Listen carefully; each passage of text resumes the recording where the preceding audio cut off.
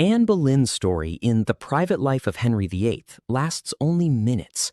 The film opens with crowds gathering for her execution in 1536, treating her death less as tragedy than spectacle, and as a quick transition to Henry's next marriage. Historically, though, Anne was far more than a discarded wife.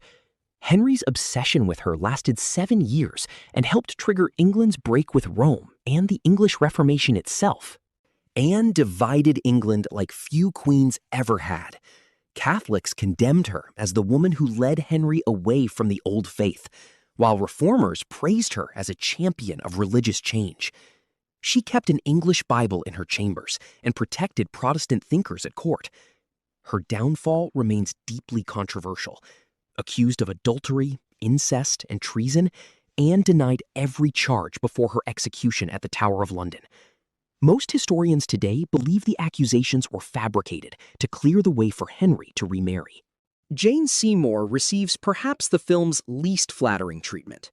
In Korda's version, she appears sweet but shallow, remembered mainly for giving Henry the son he desperately wanted.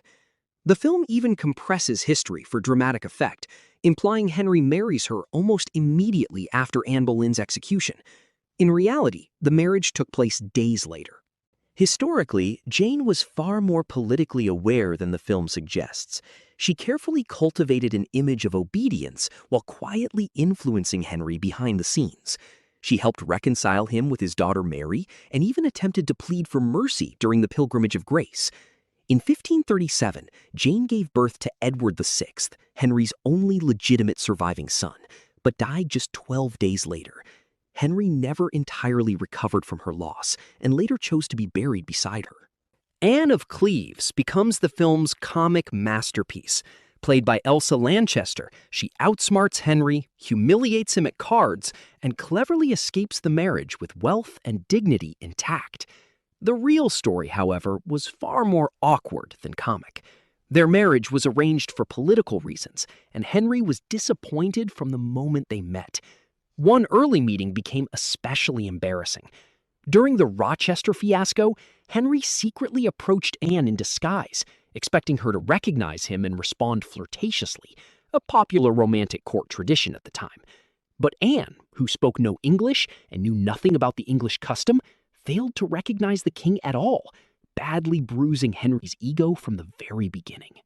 The marriage was never consummated, though the reasons remain debated. Henry blamed Anne's appearance and manner, while many historians suspect the problem lay with the aging king himself. Yet Anne proved remarkably intelligent in navigating disaster. Rather than resisting the annulment, she cooperated, accepted a generous settlement, remained in England as the king's sister, and outlived all of Henry's other wives. In many ways, she achieved the safest ending of them all. Catherine Howard is one of the film's most sympathetic figures. The script portrays her as lively, flirtatious, and emotionally caught between Henry and Thomas Culpeper, with her downfall framed through Henry's heartbreak rather than simple rage. One memorable scene even shows her openly criticizing Henry to the other ladies of court, only to instantly backpedal when the king overhears her criticism. In reality, Catherine was likely a teenager when she married Henry, nearly 30 years younger than him. Raised in the chaotic household of the Dowager Duchess of Norfolk, she entered court already carrying dangerous secrets about past relationships. Her marriage became entangled in factional politics, while her later meetings with Culpeper sealed her fate. Arrested for adultery and treason, she was executed in 1542. Accounts suggest Henry broke down in tears upon learning of her betrayal, revealing how emotionally invested he truly was. The film's Catherine Parr appears practical but nagging, almost a nursemaid for an aging Henry. Historically, however, Catherine Parr was one of the most intellectually impressive queens England had ever seen. A writer, scholar, and committed Protestant, she became the first Queen of England to publish books under her own name.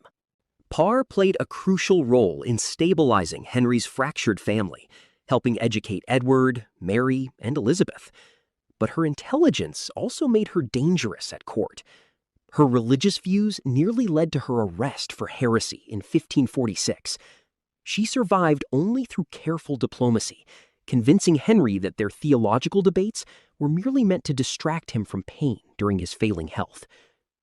Unlike many of Henry's wives, Catherine Parr escaped both divorce and execution, surviving the king himself. Which of Henry VIII's queens do you think the film portrayed best, and which deserved far more depth? Comment your answer below. 6 wives, and the best of them's the worst.